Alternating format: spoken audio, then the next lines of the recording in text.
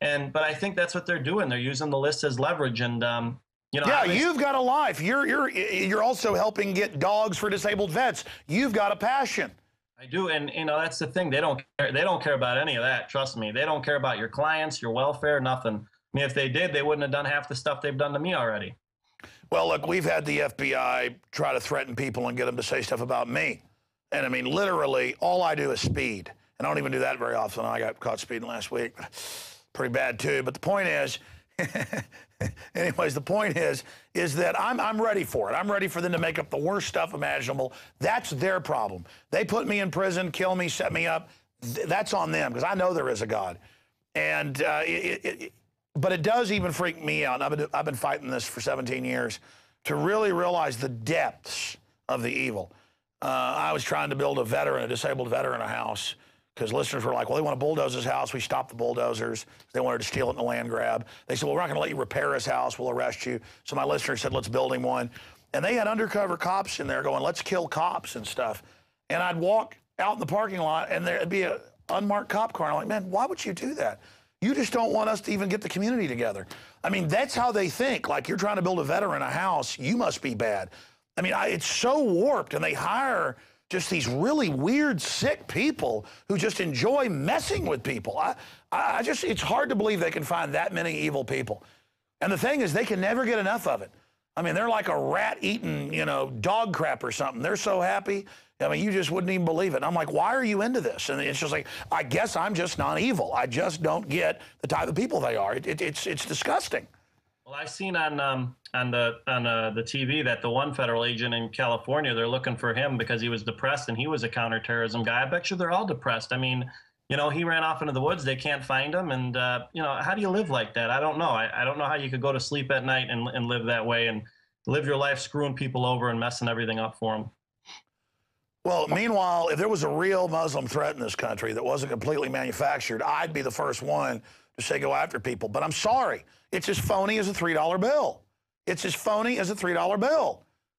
Yeah, I'm the same way. I told them the same thing. I said, you know, I'd be the first guy on the plane if you see somebody acting stupid to take them, you know, to restrain them and take them down. You know, you're right. It just doesn't make sense. It's, you know, and I've seen all this stuff on TV, and I listened to your show about all these different things they've been busting that have all been fabricated.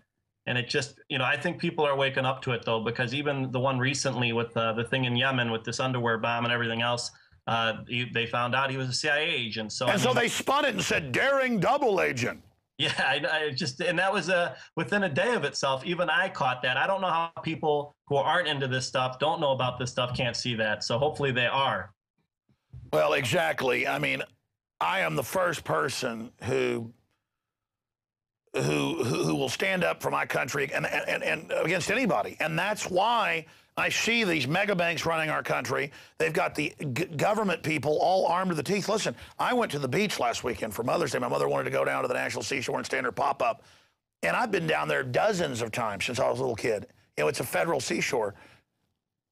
And they just were harassing everybody. And coming up, and I thought it was just me, and then I noticed they were doing it to the other cars out there on the beach. And they were like saying, don't steal sea turtles, watch out in the dunes, and like assessing and asking my parents like 20 questions. And finally, I just jumped up and started yelling at them like the third time it happened. I'm like, is this America? What the hell is going on here? I mean, they just want to treat us all like we're crap. And I'm tired of it. I mean, at a certain point, I was like, because I just was sitting there and my kids are digging in the sand. I'm just like, man, what happened to my country? I mean, what's it going to be like in a year down there? I was down there 2 years ago, and there was none of this. 20 years ago, one park ranger would go by once a day, and there was the same amount of people out there. And they're harassing. Listen, they have the Coast Guard in Port Aransas, which is just a state beach, you know, town beach, like it should be. And I used to take my kids fishing. And now, when the fishermen, even in the bay, see the Coast Guard or Homeland Security boats, they go, you've got to stop, or they get mad. Even if they're 500 yards away, it's a respect you've got to show them, or they tear your boat apart. I mean, that's like Mexico isn't that bad, where the police make you kiss their butts. And I'm like, well, I can't even go fishing now, because they stop the boat and go, and then a year later, I went on another boat ride in another area, and they were all scared of them. And I talked to them at the local fishing places where you meet the guides, and they're like, Yeah, the Coast Guard waits out there, and if the fish is a ½ inch shorter than it should be, they arrest you. And I don't know why the Coast Guard's doing that now. And there's Homeland Security, and they get in our faces, and they're mean to us. I mean, used to they were nice, and I mean, it's like they're. Anyways, I'm ranting, and then that's how these conversations are. They're two-sided. We don't just sit here and drone on. It's just it's freaking me out as we get deeper into bondage, how demoralizing and sickening and saddening and painful it is. Because I've been to a lot of third world countries, and I've never seen anything like this country. I mean, we're really bad. We're really sick. We need to admit we've become disgusting. Well, the worst part about the whole thing, Alex, too, is the day of the airport. Here you got a guy that's supposedly on the no-fly list. They don't even check my bags. They didn't check my bags. They let me go. They questioned me 15 minutes, didn't look at my bags, nothing. And they knew it was a setup is why. They know the drill. They all think they're in on it because they know, yeah, they're going to turn that guy. He must be a good guy. They want him. I'm sorry, go ahead. I was going to say, I felt like saying, you guys want to go through my stuff? I mean, this is ridiculous. You got a guy on the no-fly list, you just let him go. And then if these no-fly list people are so dangerous, then how come I can go to the George Strait concert with my wife? I can go to Disneyland with 1 million people around me with my kids. You won't be able to soon, sir. They're going to have databases everywhere. You're not. I know, and that's the worst part. It's only going to get worse, and it's scarier, but that's what I mean for right now, though. It's like that's how you know the whole thing is a complete joke. Listen. My wife went for a jog because you know, we left. We left the National Seashore, went and got they call them condos, but they're a hotel room. Little 4-story, you know, place we set up. So it's a little bitty old 4-story condominium thing. There's a pool down there in the lake, I mean, in the ocean. My wife goes for a run. I'm cooking breakfast for the kids. She gets back at about 10. And I go, okay, I'm going to go for my jog now. And she goes, my God, we just left camping out to get away from it. She's all clean cut, everything, you know, nice jogging outfit. And she's coming up the boardwalk and comes through and is spraying her feet off, you know, her tennis shoes.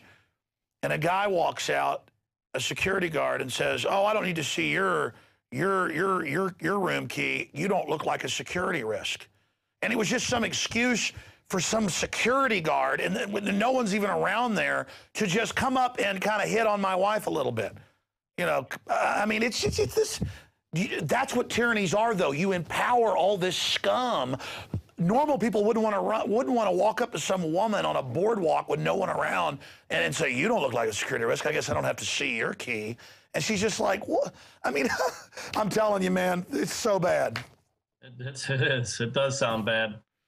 Well, and you know, she made the point. She said security risk from all these shows is like the new nomenclature in America. It's like land of the coward, home of the paranoid slave. Well, maybe Jesse Ventura got it right. He went to Mexico. As bad as it is down there, no one would ever try to grope your wife. At least the police wouldn't. Listen, I've been ranting here. You got 5 minutes here. You've got the floor. The book is No Spy, No Fly. I think we've covered most of the bases. People should get the book at INFOWARS.com. And plus, they should buy it and support you as well, you know, INFOWARS.com. I mean, how bad has this hurt you financially? And then and what has this done to your family? Let's talk about your kids. Let's talk about your wife. Let's humanize this for these psychos in case they have any humanity left. And then you got 5 minutes. You've got the floor to make any other points you want to make.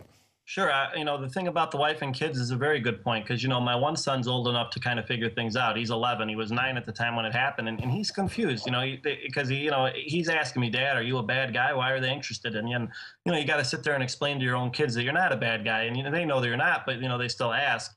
And my wife's really upset. We missed a ton of things. You know, my sister-in-law went to a missionary trip, and we were going to fly out to Hawaii when she graduated.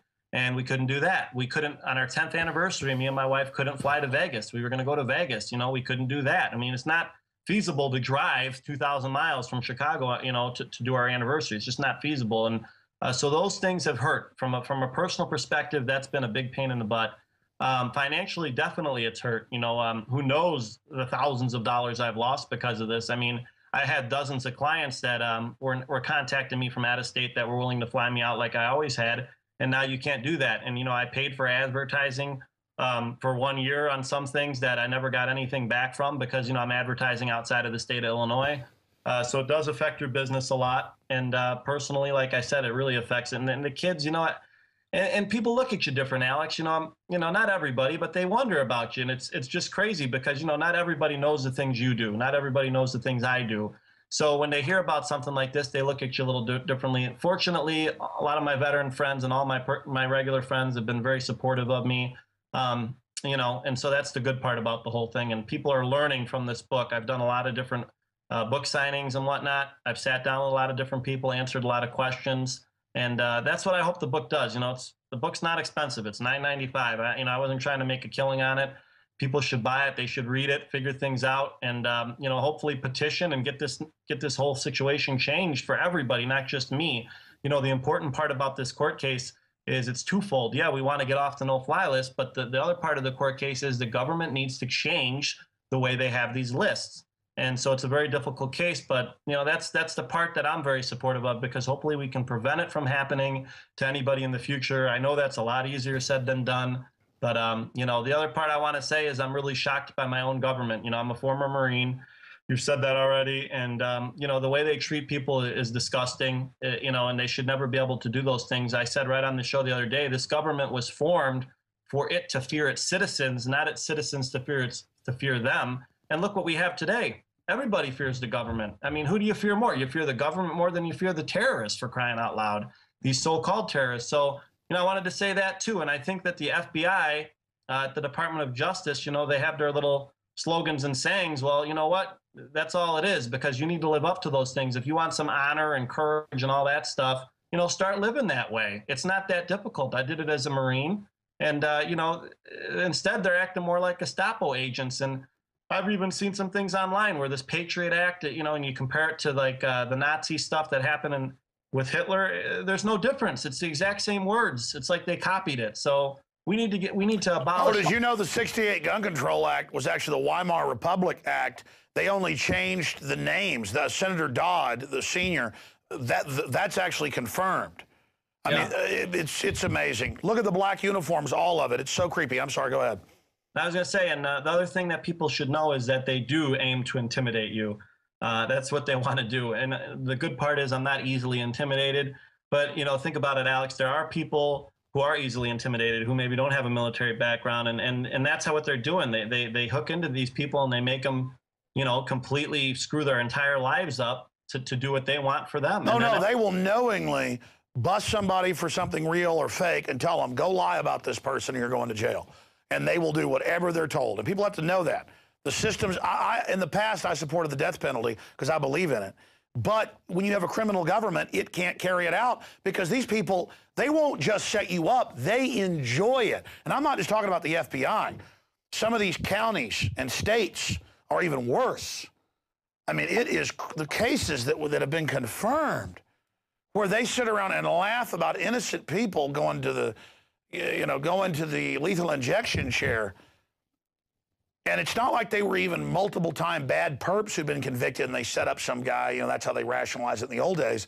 Now they just set up innocent people. It's like it's fun. I cannot imagine how much bad mojo they got coming at them. Because in my life, I just am tuned into the universe. I like to think, I know. But I've experienced when I do bad things, it's not just that I have a conscience. I know little bad things that, this is coming back on me. And I want to say that to the government minions out there and the corporate minions. You wonder why your life's so miserable and all you've got your petty power trip? Because you haven't given in to good. You think evil is powerful. You think, look, it's just turn back now. If any of you have got any good left in you, turn back now. I agree with that. And one thing I wanted to say too, Alex, if you could, for me, I know you speak with Jesse Ventura a lot. Give him a copy of my book for me for free if you could. And I want to tell you too that I'm a big supporter of Ron Paul. I know your website has a lot of Ron Paul stuff on it. And I think that